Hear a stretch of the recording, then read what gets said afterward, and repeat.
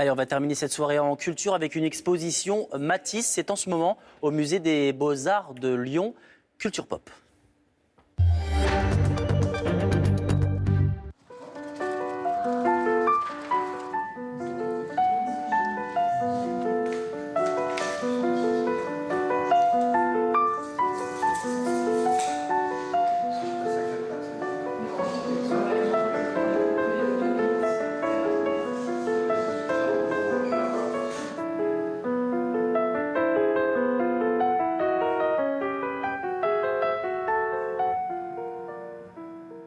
C'est vrai qu'il sort quand même très affaibli de cette opération, donc il doit inventer une nouvelle méthode de travail.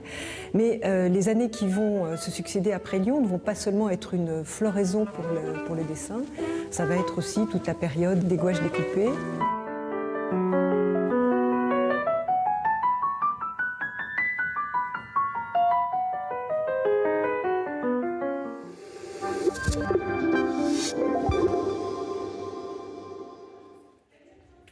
Allez, pour finir en beauté, la photo Géopolis du jour qui nous emmène en Malaisie.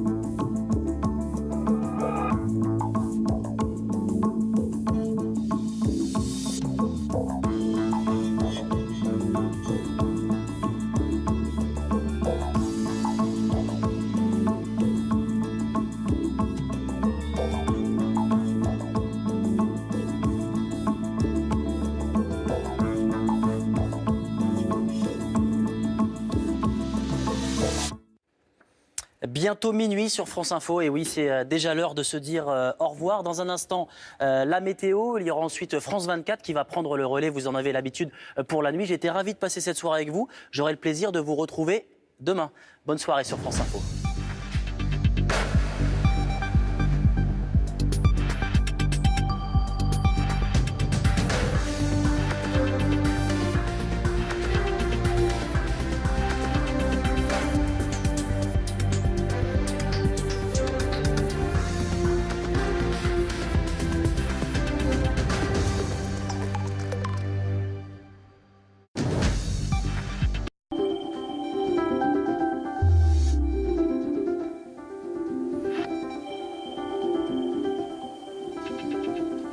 Bonsoir à tous. La douceur continue de progresser sur le pays avec ses conditions anticycloniques. Un anticyclone qui plaque également au sol ces particules polluantes, d'où cette mauvaise qualité de l'air. Alors pour ce soir, on retrouve pas mal de brumes et brouillards, également ces plaques de grisaille sur le Val-de-Saône, sur l'Alsace et ces débordements nuageux entre la Bretagne et la Normandie. Pour demain matin, on retrouvera ces débordements nuageux de la Bretagne jusqu'aux Ardennes, avec toujours cette grisaille sur le Val-de-Saône, la Lorraine et l'Alsace. Et puis en cours de journée, en cours d'après-midi, c'est le soleil qui va reprendre l'avantage avec un ciel beaucoup plus lumineux, toujours ces plaques de grisaille tenaces sur le Val-de-Saône. C'est un ciel très lumineux sur le pourtour méditerranéen, sur la Corse.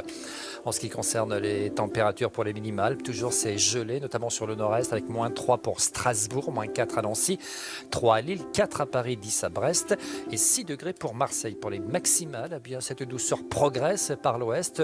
On sera effectivement 3, 4, 5 degrés au-dessus des normales de saison sur la moitié ouest du pays, avec 17 degrés pour Biarritz au Pays Basque, 14 à Perpignan, 10 à Paris et un petit degré seulement pour Strasbourg. Alors pour la suite, on voit ça dans le détail. Pour jeudi, c'est un voile nuageux quasiment pour tout le monde, avec quelques débordements nuageux qu'on retrouve effectivement de la Bretagne jusqu'aux Ardennes, jusqu'au Hauts-de-France. Et puis quelques petites entrées maritimes également sur le golfe du Lion, avec ce vent d'automne à 60 km/h, des températures de 10 à 13 degrés. Vendredi, là on retrouvera un petit peu la même configuration, même si les brouillards seront un peu plus tenaces sur la vallée de la Garonne et le Val-de-Saône, avec quand même un ciel assez lumineux pratiquement donc sur tout le pays. Je vous souhaite une excellente soirée. Vous regardez Paris Direct, bonsoir, merci de nous rejoindre. Bernard Cazeneuve est à la tête du gouvernement pour les 5 mois à venir. Ministre de l'Intérieur depuis 2 ans, il incarne la lutte contre le terrorisme sur le territoire. Manuel Valls va pouvoir se consacrer totalement à sa campagne pour la primaire.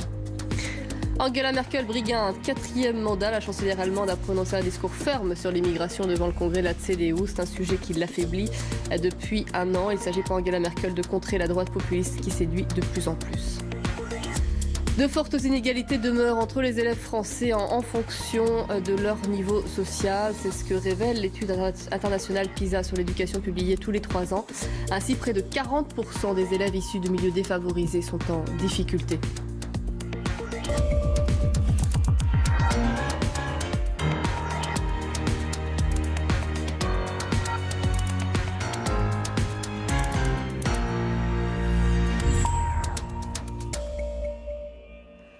La démission de Manuel Valls a entraîné un remaniement ministériel léger. Bernard Cazeneuve lui succède à Matignon et Bruno Le Roux arrive place Beauvau, 2 adresses que Manuel Valls aura occupées ces 4 dernières années avant de s'engager dans la course à la présidentielle. Manuel Valls quitte Matignon avec le sourire et il accueille son successeur avec des égards dignes du tapis rouge dressé pour l'occasion. Après la main passée dans le dos, l'hommage à Bernard Cazeneuve. Et des mots pas si fréquents en politique. Vous êtes un ami, vous êtes un frère. C'est rare en politique de pouvoir compter et de pouvoir s'appuyer sur des hommes de qualité comme vous. Oui. Visiblement ému, le nouveau Premier ministre répond. Il reste quelques mois et vous êtes mieux placé que quiconque pour savoir qu'en politique, chaque jour est utile, que chaque jour compte. Et nous utiliserons par conséquent tous ces jours, tous ces mois que nous avons devant nous pour donner de la force à la République. Matignon-Élysée, place Beauvau-Élysée, Matignon-place Beauvau. Traditionnel ballet des convois officiels, une journée de passation presque ordinaire, immortalisée en 2 photos prises par Gaspard Ganzer, le conseiller en communication de François Hollande. Le président qui raccompagne Manuel Valls pour la dernière fois et Bernard Cazeneuve dans le bureau du chef de l'État. À l'Assemblée nationale cet après-midi, la séance est levée. Pas de séance de questions d'actualité puisque le nouveau gouvernement, même s'il ressemble beaucoup à l'ancien, attend les premiers pas de son nouveau chef. Manuel Valls a publié cette photo sur les réseaux sociaux avant de clôturer ses 32 mois passés ici. J'étais un Premier ministre heureux. C'est difficile à dire vu les épreuves que nous avons traversées. Mais il n'y a pas d'enfer à Matignon. Il n'y a pas d'enfer, dira-t-il la même chose de la campagne électorale qui l'attend.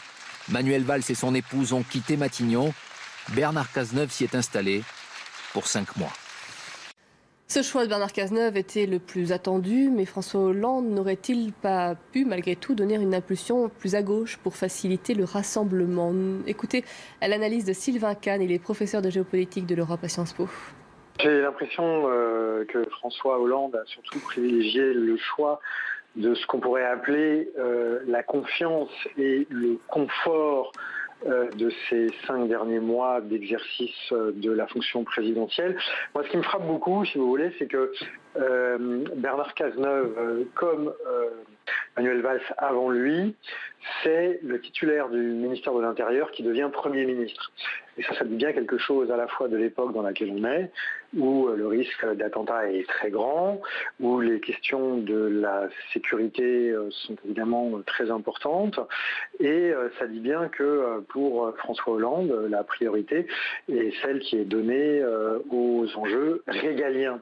Donc c'est vrai que pendant un temps, on a pu imaginer que François Hollande voudrait envoyer peut-être un signe, d'une certaine manière s'immiscer indirectement à la primaire en nommant soit une femme, soit quelqu'un de jeune, mais en fait non, il y a une certaine continuité. Bernard Cazeneuve est un ministre qui, dans des conditions extrêmement difficiles et parfois tragiques à l'intérieur, a donné toute satisfaction en tous les cas au chef de l'État. Et du coup, n'oublions pas ce qu'a dit François Hollande lors de son grand discours, de la déclaration dans laquelle il indiquait qu'il ne se représenterait pas. Il a dit que sa priorité, c'était la sécurité des Français, c'était de pouvoir se consacrer aux fonctions régaliennes. Il n'y a pas d'ambiguïté, Angela Merkel mènera la campagne législative pour la CDU en 2017. Elle a été réélue à la tête de son parti. La chancelière a présenté les grandes lignes de son programme. Elle propose avant tout